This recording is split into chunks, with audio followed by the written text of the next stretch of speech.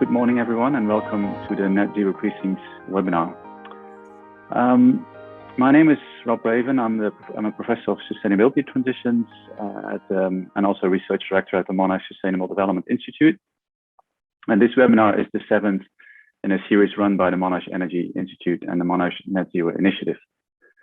This webinar will run for 1 hour with roughly 30 minutes of presentations, short presentations of 10 minutes, and about 20 to 30 minutes of Q&A session.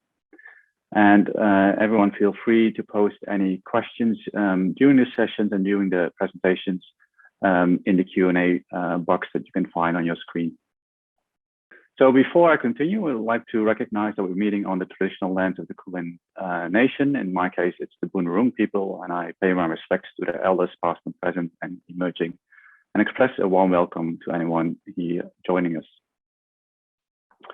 All right, let's get started. As the world looks to address the challenge of climate change, we need solutions to achieve net zero emissions.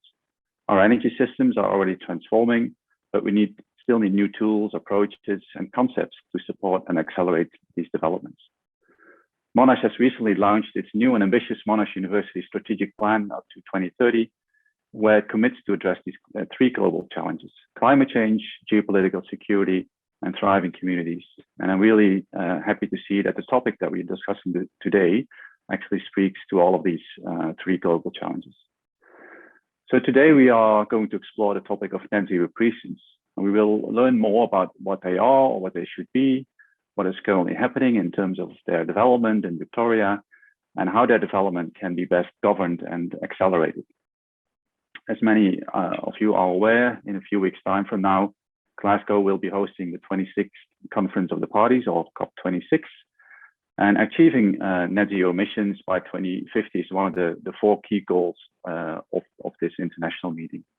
And we can read almost every day that there are new commitments made by government and business actors and the like to support this net zero goal. Unfortunately, the Australian federal government has not yet committed. And according to the Climate Action Tracker, Australia's climate targets are currently highly insufficient. If all countries would follow Australia's climate policy, we are heading towards a 4+ degree world. So there's a lot of work still needed to be done. However, while these targets are important, an important question is how to actually achieve them. And here we will look at cities and precincts and their potential roles in achieving net zero emissions. As many know, cities are an important contributor to carbon emissions, but at the same time, they've also been heralded as pockets of innovation and change. And this makes cities a really promising environment for exploring, but also implementing transformational solutions to net zero targets. But just very briefly highlight what the potential role of cities can be and how to start thinking about cities as places for climate change emissions policies and implementation of them. First, and I'm following 𝗗𝗲𝗲𝗲 and Franciscaki here. So first is a perspective called transformation in cities, which draws attention to the place-based sectors and processes that drive net zero transformations in a particular context. The second is transformation of cities, and this draws attention to how net zero transformations start to affect our urban systems, our urban infrastructures, our urban institutions. And finally, third is transformations by cities, which is starting to look at the role of urban actors and leadership in driving net zero transformations. And I think I'm happy to say that today we have the opportunity to look at the role of cities and precincts in relation to all of these 3 roles. All right, so presenting today, we have Alison Whitten from the City of Melbourne, Darren Sharp from the Monash Sustainable Development Institute, and Samantha Peart from Development Victoria. Each panel member will share their views and learnings about net zero precincts in about 10 minutes. So let us start with Alison. Alison will talk about neighbourhood scale interventions that the City of Melbourne has been developing, the strategic objectives of local governments for net zero precincts, and how the City of Melbourne is setting the agenda for the broader metropolitan area. Alison's role involved preparing the city's urban renewal areas for the future by embedding and advocating for ambitious sustainability and resilience targets and outcomes aligned with the SDGs. Alison previously led Resilient Melbourne's Resilient Communities program, which established multi-sector partnerships to encourage more inclusive decision-making in housing development. Alison holds degrees in system engineering and urban planning and has experience working globally in management consulting, international development, and planning. Alison, over to you. Great, thank you everyone, and welcome to today's discussion. It's great to have this conversation and certainly close to what I think about on a day-to-day basis. So I'll speak a little bit about the role that city governments and the City of Melbourne can be playing in supporting goals around zero carbon precincts and zero carbon ambitions for the municipality as a whole.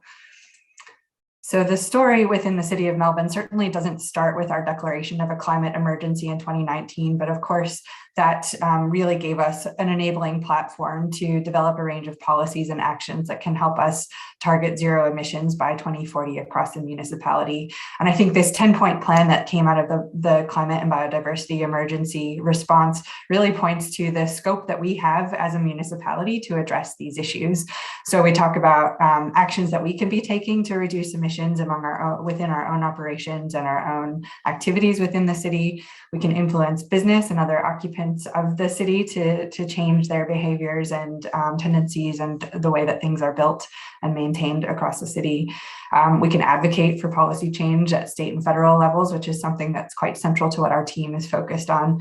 And we can also tell stories and encourage change at an individual level as well. And so we're doing all of those things at the same time, on a daily basis, really trying to look at an integrated way to affect change. And I'll talk a little bit about some of the initiatives that are noted within this plan, but also happy to answer any questions about it on a broader scale afterwards. I would note that that my role actually was created and probably prompted out of this declaration. My role as the Sustainable and Resilient Precincts Lead is really focused on our urban renewal areas because we see the importance of these areas in defining the way that the city will evolve and change. These are places where we're expecting significant growth, significant density, significant business investment. And so there are ways that we're trying to inform everything that's happening in these places. And so what I'm trying to do then is sort of be the conduit from technical expertise in sustainability and resilience through to the way that that applies to strategic planning and post-strategic planning into operations and delivery of projects on the ground.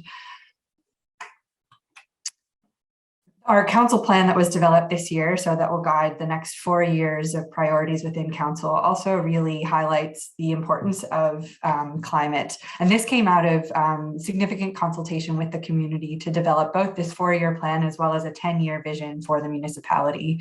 And we saw that climate was a very important theme that was front and center in a lot of the discussions with community. So it's of course encouraging to hear that reinforcement of the things that we know are so important.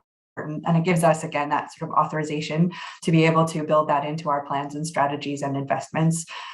Within our council plan, we have a number of major initiatives, which are the major projects that we're focused on that are oriented to zero carbon ambitions and specifically focused on our renewal precincts. This second point, which I won't read out in detail, really talks about the importance of some of our key renewal areas such as Arden, Macaulay, and Fisherman's Bend and Docklands in delivering the kind of future precincts that we want to see. And I think one thing that's important here to note is not only what we're building is important, but also the kind of investment we're attracting and the occupants of these precincts as well. So when we think about attracting large anchor businesses that will be occupying or manufacturers that might be occupying different parts of these precincts, we want businesses that are focused on the same kinds of technologies and innovation that we think is important to ground our city and that can anchor Melbourne as a lead globally in this space.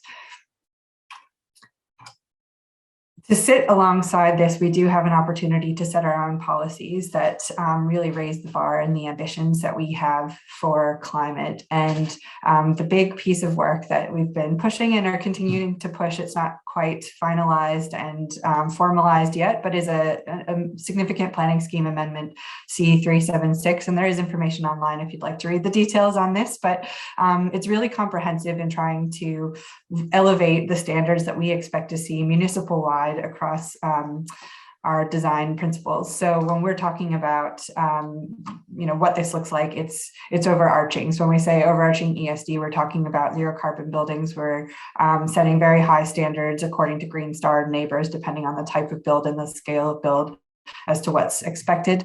When we talk about energy, we're looking to enforce the use of renewables on-site energy production where that's possible, and sourcing renewable energy from offsite where it's not, also minimizing and ideally getting rid of the use of gas throughout the municipality, which is of course a big transition to be making. This includes sustainable transport, so prioritizing active transport and public transport over the use of individual cars, which also has a really positive benefit on the urban form of the city as well.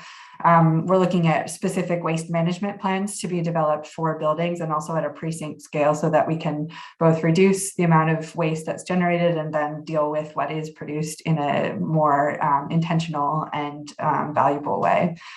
Going down to urban ecology, we're really thinking about the way that nature feeds into the city and how we can increase greening on buildings. And so there are requirements in this amendment around greening at a building scale and a lot scale, especially for larger developments.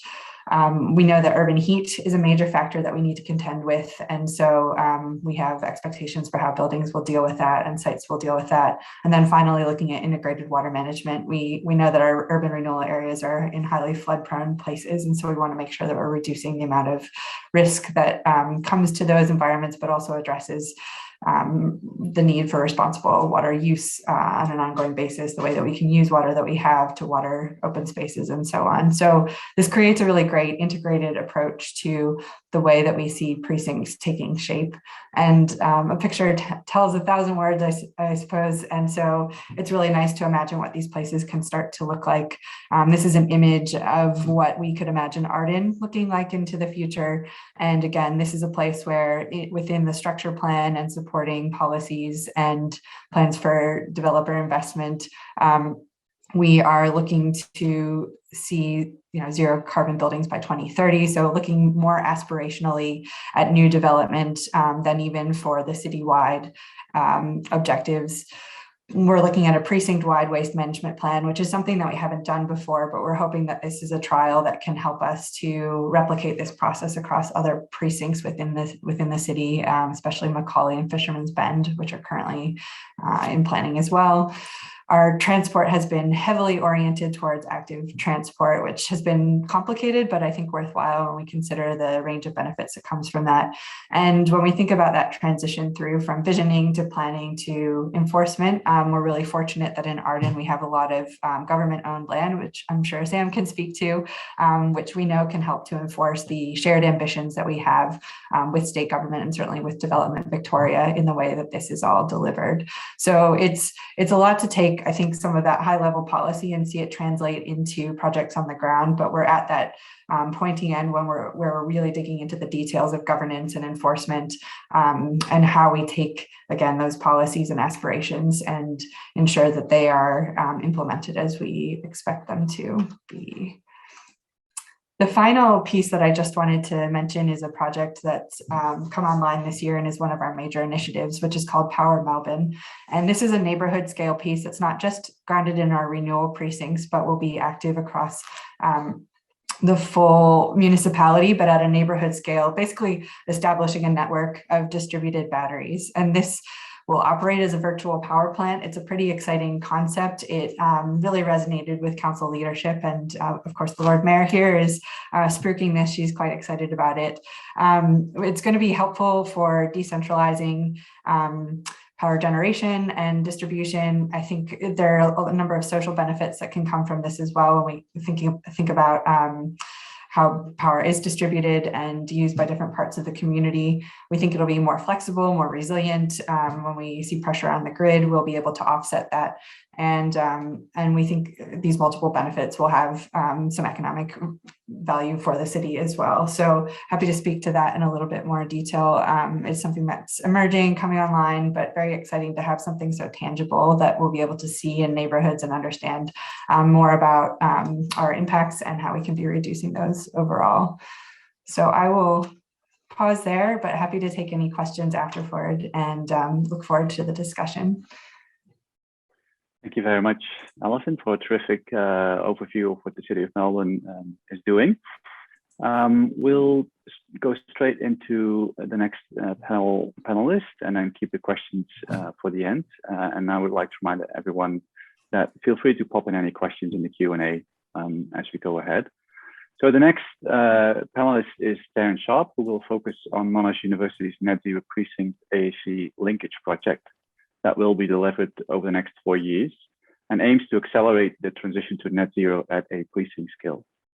And Darren is a sustainability transitions researcher interested in urban experimentation, living labs, multi-stakeholder governance, grassroots innovations, and the sharing economy. He's a principal investigator in the Australian Research Council supported project, which is taking an interdisciplinary approach to decarbonising cities. Darren's research speaks to the possibilities of social learning, institutional arrangements, community agency, and new urban imaginaries to drive the transformation of cities towards sustainability. Darren, the floor is yours. Thanks very much, Rob, and welcome everybody. It's great to be with you all here today. The topic of my talk today is really about this Net Zero Precincts ARC Linkage project that we're working on at Monash University. I'm going to specifically be looking at how urban experimentation in living labs can accelerate decarbonisation. And I'll spend a bit of time looking at what living labs are, the nature of urban experimentation, and how we're undertaking this sort of work directly within Monash Uni and the Monash Technology Precinct over the coming years. I wanted to kick off by sort of setting the scene, I suppose, and look at why we're focusing on net zero transformation at city scale in particular. And you might have heard some of this before, but it's really important to just go over this and speak to the fact that over half the world's population now live in cities. This, of course, is expected to increase to about 70% by the middle of this century. We know that cities account for over 2/3 of world energy demand and around 70% or more of global carbon emissions. Cities are obviously really important economic powerhouses and contribute an enormous amount to GDP. And we're seeing a number of cities globally taking a leadership role and stepping up. And as of last year, over 450 cities have committed to net zero targets, according to the UN's Race to Zero. And as we understand it, precincts can be a really appropriate scale for accelerating the transition to net zero cities, because they bring key actors together that can work alongside each other to actually co-govern these really complex but important changes at that scale. So I just want to briefly touch on the nature of urban experimentation. My work is really focused in this area. It's an emerging field of practice and theory. It essentially brings together academic, government, civil society, and private sector actors to trial alternative city futures, multi-stakeholder governance approaches, various modes of grassroots or bottom-up innovations, new modes of sustainable urban development. So it's clear that in recent years, the city's become an important site of experimentation for testing new social practices, new technologies, and governance across a range of fields. And as mentioned, with over half the world's population now living in urban areas, cities have become a logical site to undertake co-creative collaboration, envision alternative solutions, and trial these net zero experiments through place-based transition arenas like urban living labs. And if you haven't come across that term before, they've been growing in importance globally, especially over the last decade or so. And urban living labs really bring together key actors across the public, private, and knowledge sectors. They're embedded within real-life context. They work with local community members, and they're really focused on things like social learning and co-creation to try and catalyse various innovative technologies and practices, behaviour change programs, infrastructure experiments, and so on. So given their situated often within university contexts, but also in other, city contexts as well. They can either be emerging grassroots initiatives to large-scale planned and corporate-led projects. So they're quite diverse. But importantly, what Urban Living Labs do is enable participants to design, test and learn in real-world contexts together through co-creative collaboration. And interestingly, we're seeing lately that university campuses have become important sites for testing a range of innovative solutions to address the Sustainable Development Goals, to accelerate decarbonisation through innovations like green building design, renewable energy, sustainable buildings, transportation, and so on. And we're seeing a number of universities globally actually utilising their campuses as living labs for sustainability, including Delft, Harvard, UCLA, and MIT. And importantly, Monash University is also moving in that direction. And I want to spend the next few minutes talking a little bit about the Net Zero Initiative and the Net Zero Precincts project. So the work I'm involved in at Monash, essentially I'm the research coordinator of the Net Zero Precincts project, which is being led by Rob Raven as well at MSDI. And Net Zero Precincts is part of the Net Zero Initiative, which is a $135 million program that's transforming Monash's 4 Australian campuses to become net zero in terms of carbon emissions by 2030, in line with the Paris Agreement targets.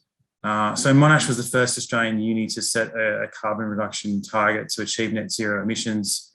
The program includes a variety of measures, including energy efficiency upgrades, high-performing building facades, more efficient appliances, campus electrification through replacement of gas boilers, etc. Thousands of solar panels have been installed. There's a power purchase agreement to buy rights to large-scale renewable energy generation. We've also got an on-site 100% renewable electricity microgrid and a 1 megawatt battery. And all of this has been commissioned as a real-world demonstration of a transactive energy market. So there's been a range of really ambitious targets and infrastructural changes happening within Monash's Australian campuses. And what the Net Zero Precincts project is doing, it's a 4-year ARC Linkage project, which has just started out. And essentially we're leveraging these infrastructural changes at the Clayton campus, which you can see in that sort of green area here. And we're using the Clayton campus in particular as a living lab to try and drive a range of experiments in net zero energy, net zero mobility, net zero buildings, and work with industry and government partners to understand how we can scale and extend the scope of our net zero target and our net zero ambition to the broader Monash Technology Precinct, which you can see in the surrounding area here, which includes Monash Health Precinct, Monash Hospital. We've got CSIRO to our north. We've got a range of corporates and SMEs in these adjacent areas here. And importantly, a large number of residents who live in the area and students who live on site as well. So we're trying to understand how we can productively come together as a precinct community and develop an approach for how to do organisational decarbonisation at precinct scale with an ambition to then shape global best practice in the transition towards net zero emission cities.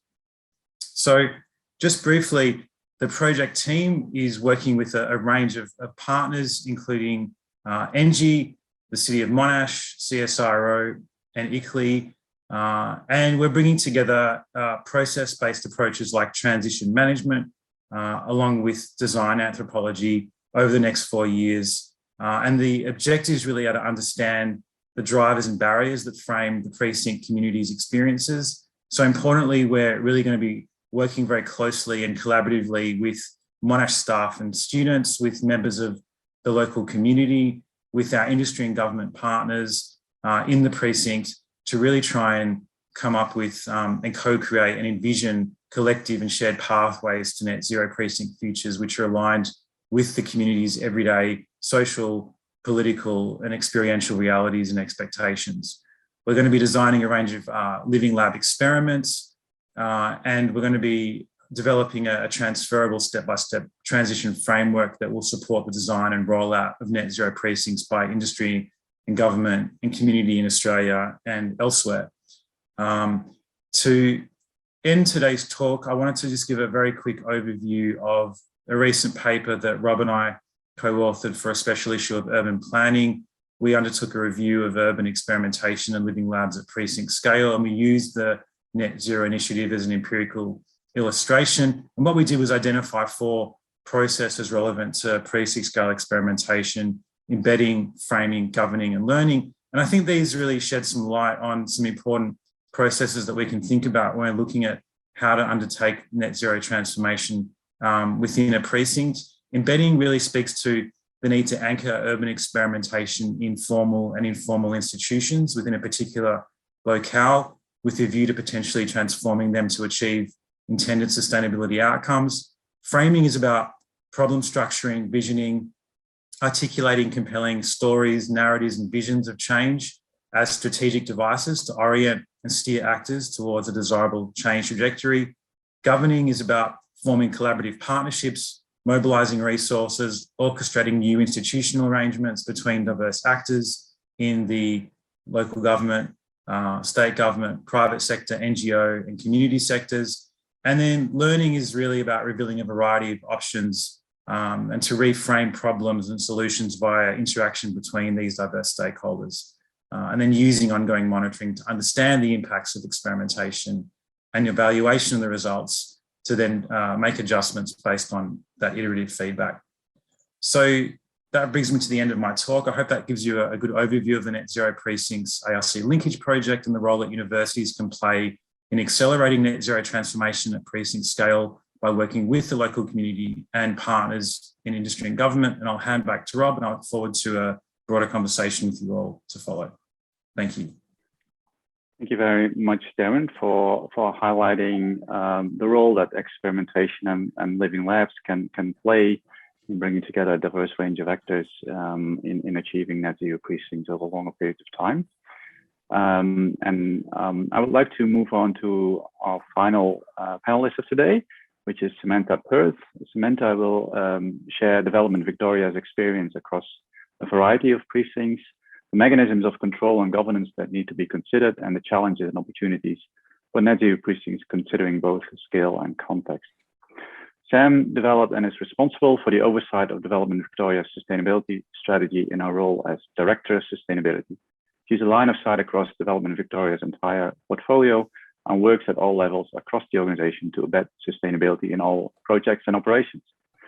In addition to embedding best practice, Sam works to identify and deliver strategic and scalable innovation opportunities through pilots and partnerships. Sam, over to you. Thanks very much, Rob. It's kind of following on from where Darren was presenting, that the key part around the engagement and co-creation is what we've found is really, really important and an area of focus for us. And I'll kind of talk through what that looks like. Before I start, in the spirit of reconciliation, I'd like to respectfully acknowledge the traditional custodians of country throughout Victoria. I'd also like to acknowledge the traditional custodians of the land on which I am today, the Wurundjeri people.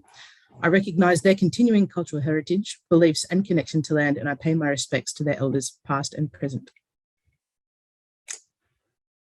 So at Development Victoria, we're driven by 5 key policy pillars. So we, develop land on behalf of government. We also deliver major projects on behalf of government as well. All of our projects will deliver on one or more of these 5 pillars. Our approach to sustainability, though, doesn't position it as a lone silo or pillar, but as a principle that's embedded across everything we do. So we seek to deliver those flagship, leading projects or pilots, but we also need to make sure that all the projects that we deliver identify a pathway that supports a zero carbon future in Victoria. So that's really, really key for us. In terms of the breadth that we work at, and this will kind of the context for this will become important a little bit later on, is that we work on quite a diverse range of projects across the whole geography of Victoria. So we work from business case or project feasibility, so before things are even a project, through to final delivery. We work on urban renewal precincts, and Alison mentioned the work we're doing with Arden, and also things like Fisherman's Bend. We work on housing developments and the delivery of affordable housing, urban renewal, housing developments like Fitzroy Gasworks, but also greenfield projects, with like the likes of, I guess, Sunshine and Aurora and Knoxfield. We also deliver public buildings though, so on behalf of government. So we're working at, I guess, a Melbourne Arts precinct level for a civic precinct in Melbourne Olympic Park. And we also work to deliver things like government hubs and office space and economic precincts as well. So it's pretty broad, and in my eyes, it's a whole lot of opportunity to deliver better and to do it consistently across a broad range. Our sustainability strategy, which was developed early 2020, and I guess approved and mandated June 2020, is based on 3 key aims. So we had to keep it pretty high level in order to be able to embed it across the broad range of projects that we do deliver. So the first part is that we deliver best practice on every single project. So we've done a lot of work to define what that looks like, and we'll talk about how that's supporting the next goal, which is our carbon neutral developments by 2030 shortly. We also seek to leverage the relationships we have within government, but also back with industry to invest in transformation. And that's kind of those the scalable pilot projects and innovation that Rob referred to before, but both in how we deliver and how we work, but also how we partner. In terms of the principles of embedding, the principles, I guess, of carbon neutral or net zero precincts, this is a slide from a presentation for the Green Building Council of Australia's Climate Positive Roadmap for Precincts discussion paper that was released a couple of weeks ago. What we've got here is essentially I've aligned the key principles of efficiency, renewables, walkability, livability, upfront emissions, removal of fossil fuels, and nature-based offsets with what is inherent in our current sustainability strategy. So the way we deal with, I guess, the bulk of the efficiency operational side of things is through defining what that actually looks like for us in terms of performance requirements and performance metrics for every project as part of that best practice delivery piece. And then we deal with the fossil fuel free and offsets, but also part of the upfront emissions as part of our carbon neutral pathway. And I've got a little image in a minute that I'll just flick to it actually, that talks to what this actually looks like for us in our planned delivery of net zero precincts. So essentially, we have done a bunch of modelling around all these efficiency pieces and operational pieces. And this line down here essentially represents where regulatory and I guess code sits, and currently where our best practice definition sits. And what our trajectory looks like is to increase that minimum performance as we go, while also setting key timed staged goals around our own operations, around fossil fuel free developments and fossil fuel removal. And we've already made some progress towards this, and also dealing with construction emissions towards delivering net zero developments by 2030. I should note here that I'm talking about the delivery of new precincts. There is a whole different discussion about the delivery of existing precincts. There was essentially, we looked at, in terms of the delivery, and I'll get into the challenges and opportunities for us after this. In the delivery of carbon neutral developments, we did a lot of work. We looked at technology, we looked at supply chain for upfront carbon, and we looked at chain of custody, and I'll explain what chain of custody means in a minute. So in terms of technology, for us, there's a multitude of technologies and initiatives that are available now that have been identified through the development of some of our projects, so we don't essentially currently see technology as a huge barrier. Supply chain for us is an area where we're definitely focusing on this year in terms of upfront carbon and embodied carbon, but we see this as a short-term focus area for development rather than a key challenge. And so generally where we see the key challenge for us and a big area for opportunity is the area of chain of custody. Before I get into chain of custody and what that looks like in the development of precincts, I just wanted to go through examples of mechanisms we have in order to facilitate, I guess, the sharing or change in custody or ownership or accountability for net zero carbon precinct outcomes along the path from idea, not even a project yet, through to delivery and operation. And the mechanisms are important because as you pass through that accountability, they're essentially the only tools or the toolkit we have to ensure that that responsibility flows through to operation and that the idea doesn't just stop. We can essentially encourage the transition or the sharing of responsibility through the likes of design guidelines, stakeholder education, and this is kind of the encourage piece. We can consider incentives through things like kind of straight up cash contributions, upgrades, floor area increases, and negotiations. In terms of partnering, we can partner to share risk and cost based on different entity risk profiles and opportunity profiles. And we can also mandate essentially change and responsibility through contractual arrangements through the likes of building contracts, contracts for sale, and development agreements.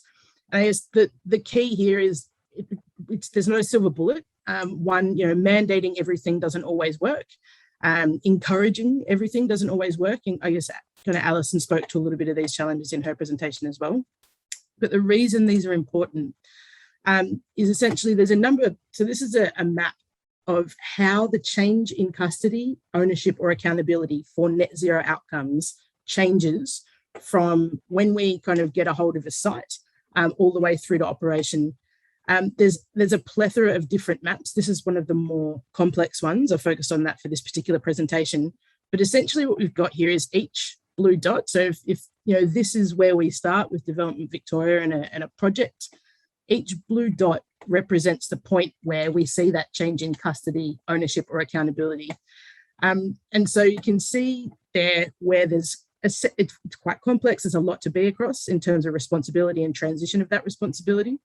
It starts up the top with regulation and planning. I guess that's the first chain of custody for Net Zero Precincts, through to the developer. We've got a whole bunch of stakeholders essentially that we work with in the development of these. So the community, local government, state government, different landowners potentially, depending on what the land ownership looks like. And Alison talked a little bit about that in her presentation. You've got adjacent developments, and we've also got transport infrastructure. From there, we bring on a consultant team. So we start to share that responsibility for carbon neutral outcomes. And then you've got the infrastructure that's developed, public realm development, potentially Crown land, potentially private land. There's contractors involved, potentially other developers involved for large precincts as well. Then if there are development partners, that land can then potentially be passed on again. Within that land, there are assets and buildings, potentially with tenants, and that owner or that tenant can have different operators. When you look at a housing development, it becomes a little bit different, but at the same time, there is essentially a lot of potential kinks in the chain along the way where we can develop gaps in the responsibility for the delivery of net zero outcomes. What that means for us is in understanding that engagement for us in the way that we move to our next iteration of our carbon neutral development plan is key. In terms of the chain of custody conversations, all of these stakeholders need to be part of this plan. We need to engage early in terms of setting those mechanisms up for the successful sharing of that responsibility from idea through to operation. So our focus moving forward will be about raising this bar. It'll be about engaging with each of these stakeholders. It'll be about understanding how we can engage better with regulation and planning. And it'll be about understanding how we can start to pull some of these targets forward.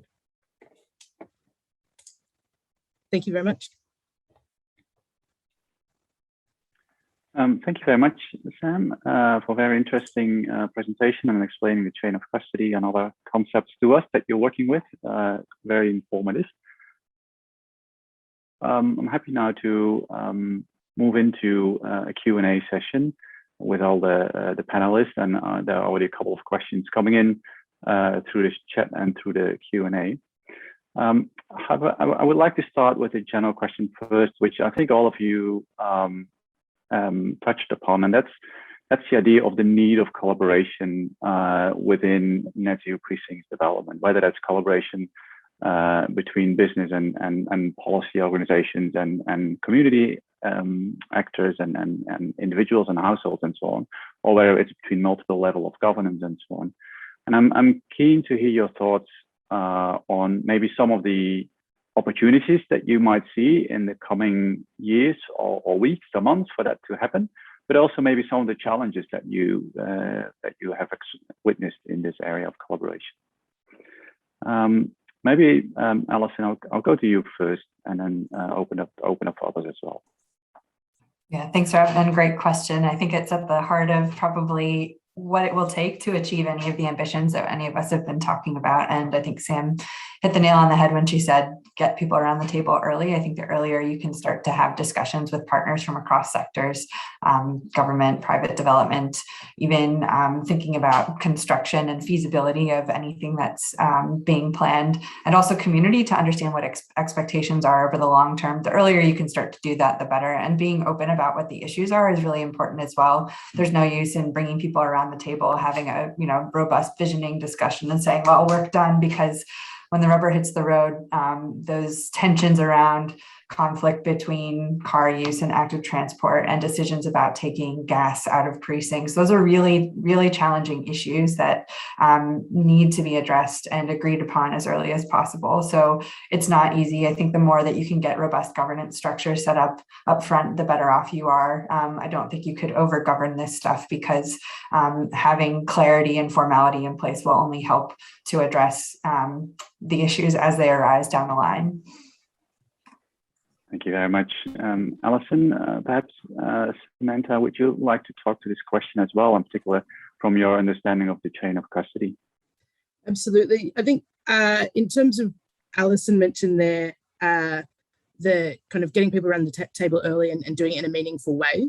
And she mentioned some of the challenges around the transport and removing gas from developments, and we say the same thing. And what it helps to do, getting around the people around the table early in a meaningful way, is to remove perception. And so, we've all been around a table in some sort of sense, whether it's design or planning, where it's, they want this, or they will want this, or they may or may not, they don't have these things, or they won't want these things. And it's about kind of unpicking, well, who are they? And let's ask them. And that way we can identify real risk as opposed to perceived risk. And we can put management plans and governance plans in place for that. I think that's really key for us. Thanks, Sam. And Darren, I'm sure you would like to jump in here as well. I would also like to add an additional, almost specific question to this, I guess. And this is around what role perhaps universities could play, particularly in maybe coming up with governance solutions. I think, as Alison said, it is probably one of the key issues that remains challenging in terms of achieving net zero. I think it was Sam also said that technology is not a major barrier, so the barriers are more in the governance and other aspects of it. You talked a lot, Darren, about living labs and bringing together different stakeholders. What is the role of universities in achieving that? And maybe what are your views on developing new models of collaboration that you are aware of? Yeah, sure. Thanks, Rob. I mean, I think, living labs in particular are really compelling because they can bring those diverse stakeholders together and really foreground the everyday experiences of local community members, for example, of a range of different actors beyond just the usual suspects, I suppose. And there's an important empowerment aspect to that as well, in terms of understanding place-based perspectives, local visions. It's important to recognise that so many of the challenges that we experience are on the ground, are local, embedded in place. And so it's important to develop solutions at that scale too, with the people that are directly affected by it. So universities, to sort of switch gear a little bit, universities have a really important leadership role to play as actually walking the talk in this space. And by utilising their campuses as living labs for sustainability, as living labs for net zero transformation, they can actually set ambitious targets, as we've done at Monash University. And then we can also inspire our local community, our industry and government partners to actually maybe dip their toe in the water, to actually see how can we go down this pathway on this journey together.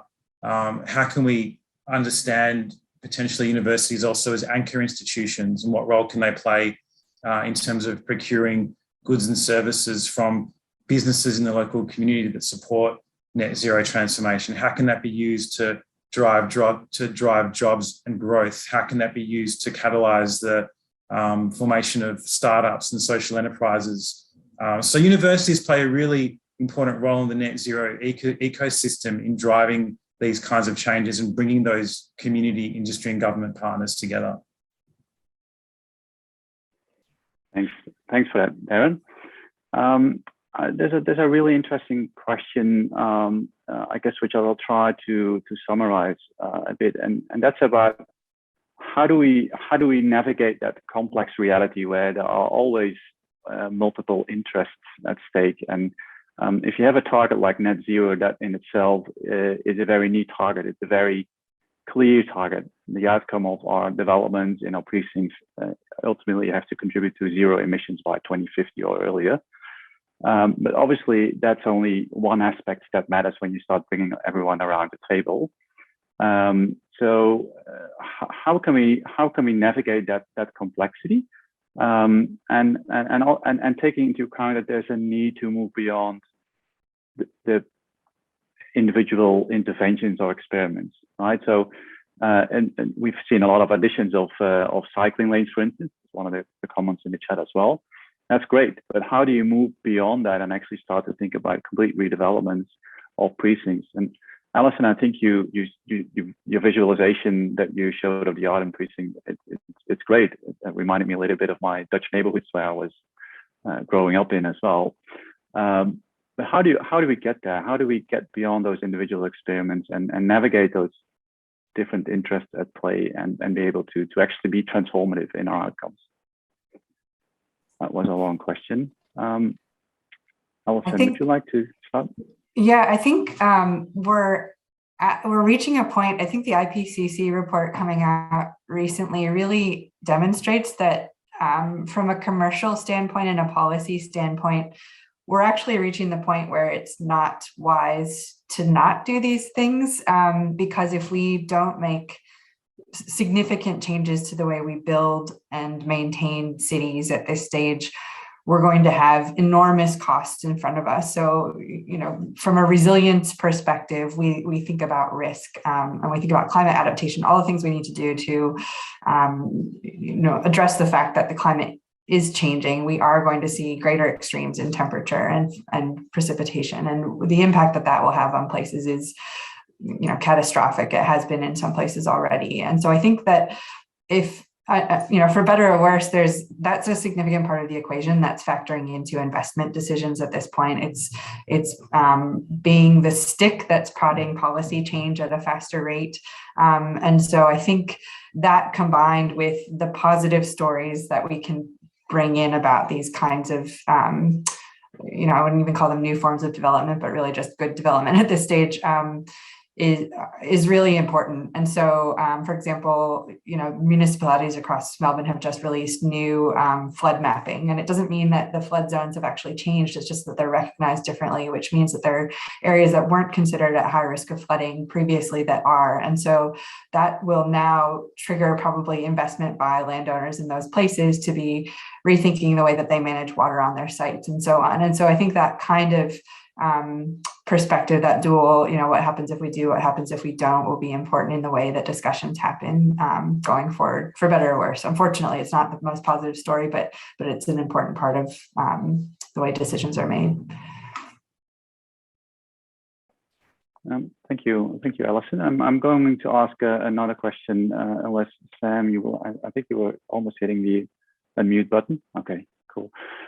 There's another interesting question in the Q&A as well, which is around, so we've heard a lot about inner city developments. Sam, I think you also spoke about Geelong and Ballarat as places of precincts. So these obviously are very different kind of urban forms.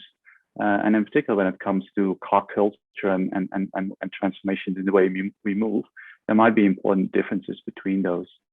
So what is your view on what needs to happen in those non-inner city precincts and in terms of transportation and mobility, particularly in relation to active forms of transport and so on? Maybe I'll give that to you, Sam, first. I guess this question came up in a previous discussion around inner city precincts versus regional precincts, and I do, you know, I've had a chance to have a think about that, and I do think the challenges are different, and the challenges that come to the fore are transport. And they are supply chain and materials. Those are and how, I guess, the waste element is dealt with as well. In terms of transport,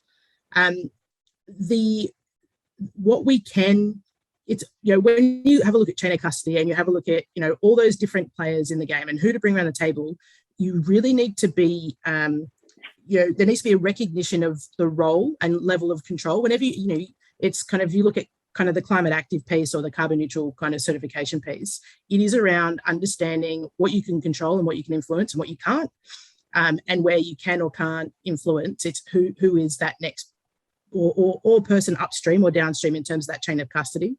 And I think, I'm talking with a developer hat on, and when you think about regional precincts, it versus inner city precincts, we do generally have control around passive and active transport options in inner city as developers, because we are connected to a broader network.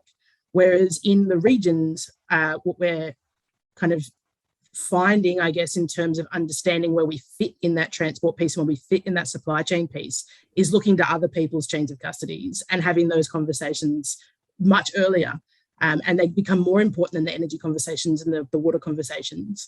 And so I think in the regions, the difference for me as a developer with a developer hat on is partnerships for transport, because we don't control and we can't control the transport network there. But what we can do is help influence based on what the precinct is doing, what it's focusing on, the demand we're bringing through that precinct, and how it can link in with the broader city plans.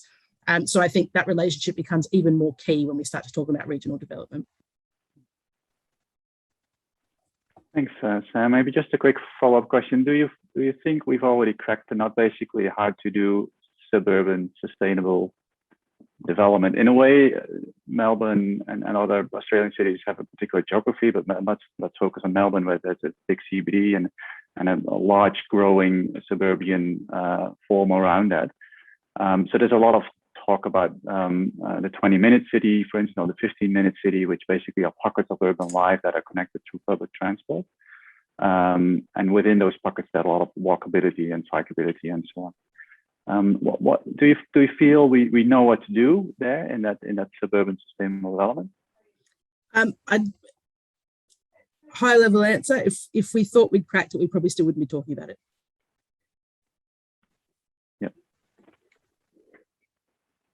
Right, I couldn't agree more with that one. And I would like to throw in one other question to all of you, and it relates to the previous one in the sense that we haven't cracked the nut yet, I guess, how to do all these things, and that's why we're talking about pilot plans and demonstrations and living labs. We still need to learn how to do these kind of net zero precinct developments. I would like to get your views on how does that balance with how much time we've left, basically, right? If we are to achieve the SDGs by 2030, we've got about 9 summers left. 2050 is a little bit further away, but pretty close to around the corner as well. And if you build a precinct now, it's going to last at least 50 years. So every precinct basically we're building now needs to be net zero in order to achieve net zero by 2050. On the other hand, we discussed topics around community engagement and there are issues of social justice, making sure that everyone, that no one is forgotten in this transition. So I would like to get your views on that balance between, on the one hand, enabling a socially just transition, and on the other hand, achieving a net zero transition in time. Maybe I'll start with you, Darren, first. Yeah, easy question to answer, Rob. Thanks for that. I mean, on the just transition side of things, it's also such a highly politically charged sort of conundrum. I mean, I think it's important to look at, how, it's being done in places. Well, locally, for example, I mean, I think there's interesting work going on in the just transition space in Victoria's Latrobe Valley, for example, where that community's had to deal with the closure of the coal power station and so on. And so there's, a lot of high unemployment, but there's really interesting pockets of innovation. And I think we can sort of look to what's happening there and instances of social enterprise and cooperative enterprise like 𝗗𝗲𝗻𝗀, which I think is in 𝗦𝗽𝗲𝗻𝗀. And so they're supporting the development of Australia's first worker co-op in clean tech manufacturing, for example. So they're manufacturing solar-powered hot water systems and other components. So they've got this earthworker energy manufacturing co-op. So they're trying to address the decline of manufacturing, create new employment opportunities, and also, come up with solutions to climate change as well. So I think there's pockets of hope like that around the country and globally. It's always not necessarily so obvious, but we can connect the dots and see that there is a movement of these sort of things happening where diverse stakeholders are coming together to participate, to sort of develop bottom-up solutions. And it's important, I guess, to understand how universities, how local and state government, private sector, other actors can create an enabling environment to support the development and the thriving of those kinds of initiatives. So maybe I'll leave it there and invite my fellow panelists to share their thoughts as well. Can I invite Alison to speak to this, and also take into account that part of my question was around urgency. So while we probably can agree about everything that is important, the question is, do we have enough time to do everything that is important? And if not, how do we prioritize between questions of social justice and inclusion and participation versus achieving net zero?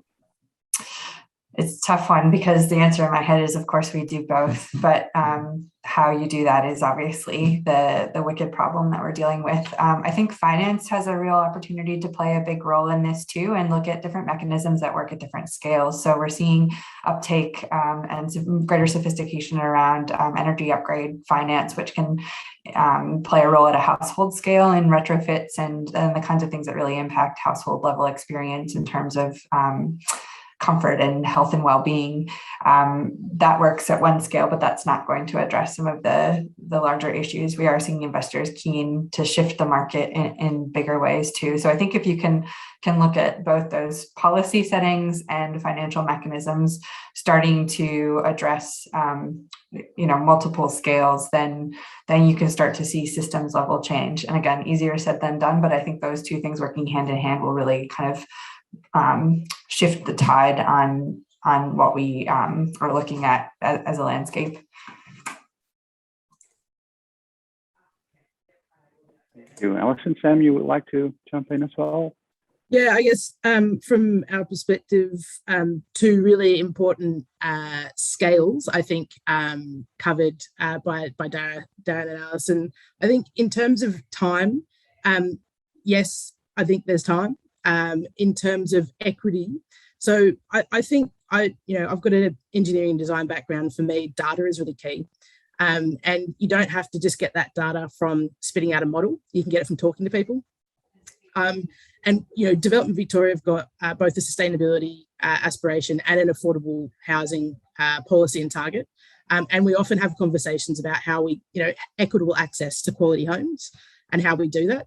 And a lot of the time when we think about how we deliver, say in the context of homes, so smaller homes, single landlots, apartments, we overcomplicate the sustainability and resilience aspects because we layer things on top. We go, this is how it's done. We're going to add some more, I'm going to add some more, and I'm going to add some more. And all of a sudden it's a premium product. Whereas if we go back to, well, like, why do we have to add it on top? Do we have to add it on top? Let's go talk to the people that build it. Let's go talk to the people that engineer it, understand why we're just adding to what we sometimes already do. You can start to, start to unpick some of the supply chains with our volume builders and understand that it's not about the cost of the product. It's about the actual supply chain that sits behind the product, or it's about the design work that's gone into the off-the-shelf product. So what can we change reasonably to get the outcomes versus what can't we? So sometimes changing the colour of the roof is costly, whereas switching the heat pump over, or switching the hot water over from gas to heat pump is a rebate. And it's just about asking those questions, and then we can kind of get it to the right level. And it's the same with kind of high density apartment buildings. If we strip everything back and understand potentially a different model of delivering in terms of engineering construction, then maybe we can get to the same outcome with a much smaller premium than we would have by adding complexity and layers. Thank you very much, Sam. So we'll have to draw it to a close. I'm sorry I haven't been able to address all the questions, and I've been throwing in some questions myself as well, which probably a good host shouldn't be doing all the time. But I hope you enjoyed the discussion. I'll pop in a link to the website where you can find the recording of the session at the end.